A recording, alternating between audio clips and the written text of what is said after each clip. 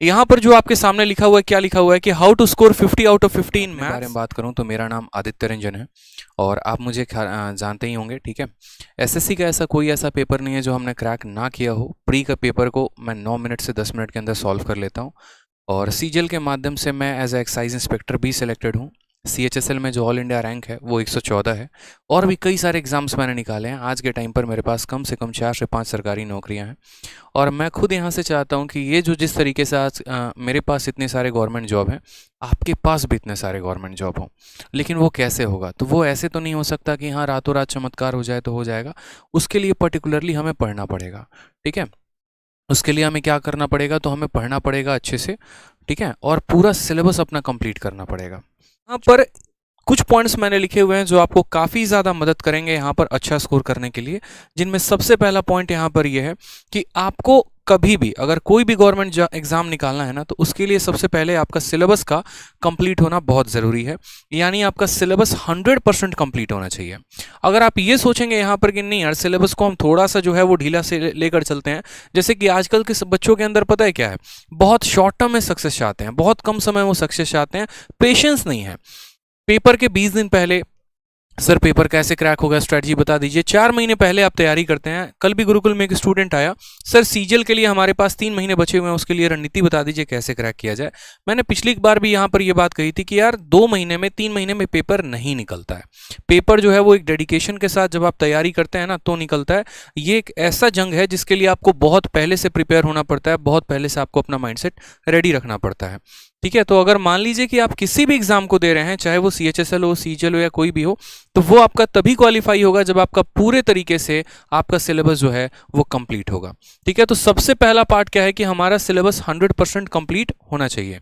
दूसरा, अगर हम यहाँ बात करते हैं तो सिलेबस को कंप्लीट करना है लेकिन स्मार्ट अप्रोच से, ना कि बेसिक मेथड से। ये सबसे महत्वपूर्ण बात। मैं मतलब सोचकर काफ़ी टाइम तक मैं यहाँ पर विचार कर रहा था कि यार क्या 3-4 ऐसे पॉइंट्स लिखे जाएं जो बच्चों को वाकई में मैं जो अंदर है, जो मेरी बात है वो मैं समझा सकूं यहाँ पे, ठीक है। जैसे सिलेबस का 100% का कंप्लीट होना। आज के टाइम पर अगर मैं किसी बच्चे से पूछूं जो 1 साल से तैयारी कर रहा है कि बच्चे तुम्हारा सिलेबस कंप्लीट है, तो बोलेगा हाँ सर कंप्लीट है।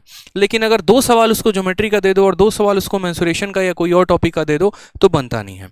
यही रीज़न होता है उनके डाउनफॉल का पेपर के में, ठीक है। तो ये डाउनफॉल को वो कैसे रोक सकते हैं यहाँ पर, ठीक है। तो सिलेबस को जब आप कंप्लीट करते हैं ना तो पूरी ईमानदारी से किया करिए। एक एक क्वेश्चंस को, एक एक चैप्टर को प्रॉपर तरीके से लगाया करिए। जब आप अपने नोट्स को बनाते हैं तो हर एक छोटी छोटी बात का ध्यान रखा करिए, ठीक। अब जब सिलेबस आपने कंप्लीट किया है तो ये भी बहुत मैटर रखता है कि सिलेबस को कंप्लीट करना है तो कैसे करना है। जैसे शुरू में बच्चा क्या होता है कि अलग अलग जगह से यूट्यूब पर वीडियो देख ली, कहीं पर परसेंटेज पढ़ा है तो परसेंटेज देख लिया, कहीं पर कुछ पढ़ा है तो कुछ देख लिया, कुछ क्वेश्चन अपने तरीके से किताबों से लगा लिए। आप जानते हैं तो सिर्फ वहीं बेसिक मेथड जान पाते हैं। लेकिन इसका नुकसान प्री में आपको नहीं होता है। प्री में तो क्वेश्चंस आपके बन जाते हैं, इसका नुकसान आपको जाकर मेंस में होता है। और मेंस में होता है मेरे भाई यहाँ पर सर, तो मेंस में होता है तो यहाँ पर मेंस में नुकसान कैसे हो जाता है, आपको स्मार्ट अप्रोच नहीं आ पाते हैं उन सवालों का। अब स्मार्ट अप्रोच नहीं आ पाते हैं तो आप कैसे करते हैं फिर?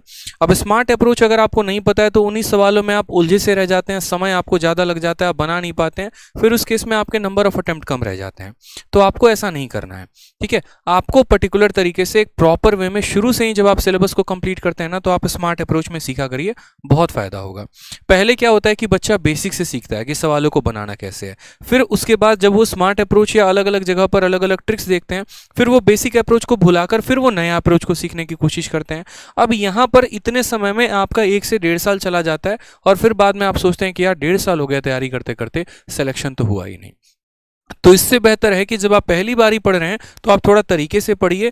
पर्टिकुलर जितने भी चैप्टर पढ़ते हैं तो उनको आप टाइप वाइज पढ़ा करिए, उनकी एक पर्टिकुलर कैटेगरी बनाकर पढ़ा करिए और उनके कंसेप्ट को आप जानिए, ताकि अगर आगे पेपर में किसी भी पेपर में अगर वो क्वेश्चन आ जाता है तो आप उसको वहां पर अप्लाई कर पाएं, ठीक है।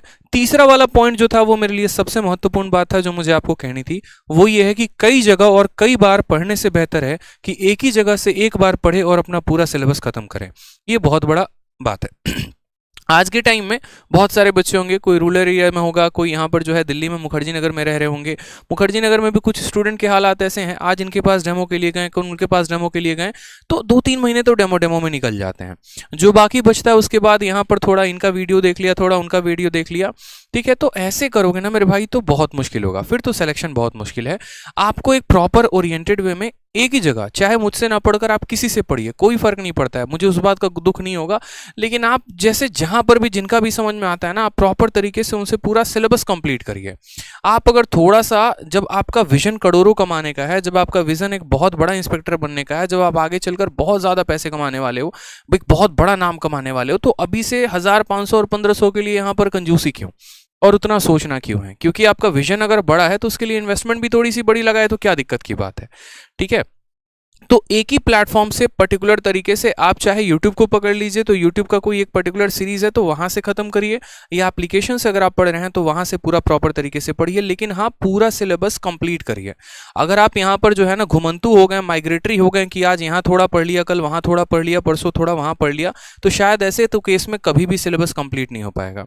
सेम तरीके से अगर आप एग्जाम की भी तैयारी करते हैं तो कम से कम ऐसा करिए मेरे भाई कि आप पर्टिकुलर फिक्स होकर तैयारी करिए। ये नहीं आज एनटीपीसी आया तो फॉर्म भर दिया, उसकी तैयारी में लग गए, कल सीजीएल आया तो फॉर्म भर दिया, उसकी तैयारी में लग गए। ऐसे करोगे तो कभी भी बड़ा मुश्किल सा हो जाएगा आपके लिए हालात। तो ये भी बात का आपको ध्यान रख के चलना है। और साथ में जो मोस्ट इंपॉर्टेंट बात वो यहाँ पर यह है कि नए क्वेश्चंस की ज्यादा प्रैक्टिस करो।